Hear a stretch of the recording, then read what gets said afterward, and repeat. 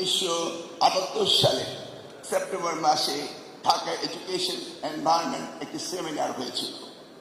সেই সেমিনারে আমাদের লেট প্রেসিডেন্ট শহীদ জিয়া রহমান বলেছিলেন, education is the prime catalyst for all human potential, অর্থাৎ মানুষের সকল শক্তির উৎস শিক্ষার মধ্যেই নিহিত। সেই কথাটি স্মরণ রেখে আজকের প্রধানমন্ত্রী তিনি সবচেয়ে বেশি গুরুত্ব দিচ্ছেন এডুকেশন। আজকে আমরা এসেছি স্কিল বেসড এডুকেশনের কারিকুলাম ইন্ট্রোডিউস করেছি আমরা ন্যাশনাল ইউনিভার্সিটিতে, the largest university in the country. Perhaps there is more than 50 countries that they don't have the population for 40 million, and we have a student in this university nearly 40 million. This is the largest university in the country. অতএব এই ইউনিভার্সিটিকে আমাদের গুরুত্ব দিতে হবে এবং আজকে যে সাবজেক্টে স্কিল বেসড এডুকেশনকে গুরুত্ব দিতে হবে, যেটি হচ্ছে আমাদের প্রধানমন্ত্রী সবচেয়ে গুরুত্বপূর্ণ বিষয় হিসেবে ইতিমধ্যে গণ্য করেছেন। আমাদের হিউম্যান ক্যাপিটাল তৈরি করতে হবে, মানব সম্পদ তৈরি করতে হবে, দক্ষ মানব সম্পদ আমাদের লাগবে, এর কোনো বিকল্প নেই। আমরা একটি ভাগ্যবান জাতি। আমরা জানি পৃথিবীর more than 30 developed nations, they are declining their population. More people are dying, less people are taking birth. But in Bangladesh, more people are taking birth, less people are dying, and it's a growing segment. And we must address this through our national university. এই national university skill based human resource ডেভেলপমেন্টকে আমাদের সবচেয়ে বেশি গুরুত্ব দিতে হবে। শুধু degree হলে হবে না, সেটি স্কিল, ইন্ডাস্ট্রি, এন্টারপ্রেনারশিপ, লোকাল ডেভেলপমেন্টকে আমাদের গুরুত্ব দিতে হবে।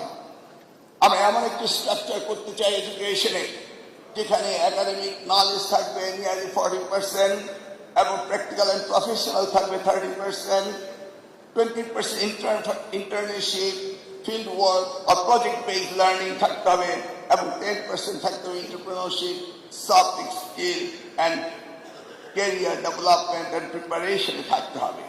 তাহলে আমরা আগামী দিনের ভবিষ্যৎ একটি বাংলাদেশ তৈরি করতে পারব।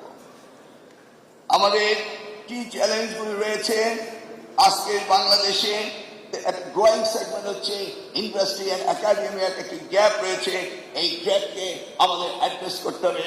সেই জন্য মাননীয় প্রধানমন্ত্রী তিনি টিবেটকে সবচেয়ে বেশি গুরুত্ব দিয়ে যাচ্ছেন। আমাদের স্টুডেন্টদেরকে practical, digital and communication, problem solving and skill ডেভেলপমেন্টে একাডেমিক নলেজে গুরুত্ব দিতে হবে।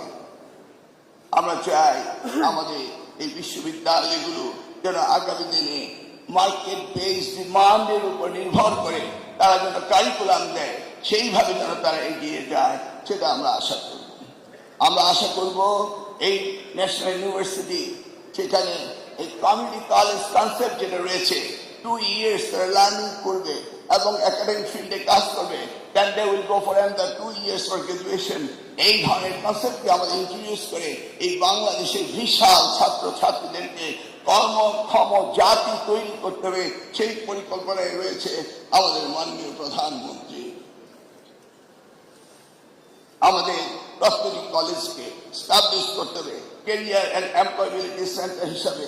Service like career guidance, CV support, internship, job fair and entrepreneurship mentoring আমাদের করতে হবে। আমি বলবো আমাদের টিচারদের ট্রেনিং প্রয়োজন রয়েছে। এবছর আমাদের সচিব সাহেব বললেন, we receive the highest budget from our honourable prime minister. তিনি কমিটমেন্ট করেছিলেন গ্র্যাজুয়ালি জিডিপির 5% শিক্ষা মন্ত্রণালয় দিবেন। আমরা দেখেছি গত 55 বছর আমরা পেয়েছি less than 2%। লাস্ট গভর্নমেন্ট পেয়েছিল 1.69% from the GDP।